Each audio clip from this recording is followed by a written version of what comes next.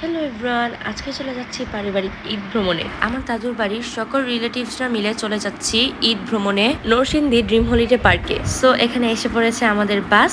এখানে এক এক করে সব পরিবারই এসে পড়েছে। আমাদের এখান থেকে একটু দূরের পথ হয়ে যায়, তাই আমরা একটু সকাল সকাল রওনা দিলাম।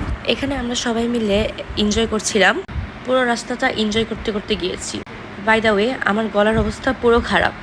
আমরা 10:30টার দিকে যেয়ে পৌঁছে গিয়েছি নরসিংদীর ড্রিম হলিডে পার্কে। যেয়ে দেখি এত পরিমাণের গরম এবং ভিড়, প্রচুর পরিমাণের ভিড় ছিল।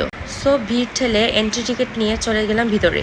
কিছুক্ষণ ঘোরাঘুরি করলাম, দেন আমার ছোট বোন রাইডে উঠতে ছিল। দেন ওকে হর্স রাইডে উঠানো হলো। ও উঠে খুবই এনজয় করছিল। তো অনেকক্ষণ ঘোরাঘুরি করার পর আমাদের গরম এবং পিপাসা লেগে যায়, তাই ভাবলাম ঠান্ডা জাতীয় খাবার খাওয়া যায়। তাই এখানে একটা লেমন আইসক্রিম কিনে নিয়েছি। আমার ছোট বোন আরো কিছু রাইডে উঠলো, মূলত ওই এনজয় করছিল বেশি। এন্ড এখন আমাদের পালা। আমরা চলে গেলাম টিকিট কাউন্টার থেকে টিকিট কেটে রোলার কোস্টারে চড়তে। এখন আমরা চলে যাচ্ছি ভূতের বাড়িতে ভূত দেখার জন্য। এখানে সামনে আমার কাজিন এবং আমার ভাই ছিল। তারা ফার্স্টে ভয় না পেলেও যখন দেখলো ভূতগুলি নড়ছে, তখন তারা ভয় পেতে শুরু করলো। এতগুলো আর্টিফিশিয়াল ভূতের মাঝখানে তারা আবার কিছু রিয়েল ভূতও বসিয়ে রেখেছে, যা দেখে যে কেউই হঠাৎ ভয় পেয়ে যায়। ভূতের বাড়ি থেকে বের হয়ে আমাদের আরো কিছুক্ষণ ঘোরার ইচ্ছা ছিল, কিন্তু ঘুরতে পারিনি, কেননা গরমও বাড়ছিল এবং রোদের তাপও বাড়ছিল। যখন দেখলাম এই রোদের মধ্যে আর টিকে থাকতে পারছি না, তখন আমরা বাসার দিকে রওনা দিয়ে দিই। তবে আরো কিছুক্ষণ ঘুরতে পারলে ভালো লাগতো।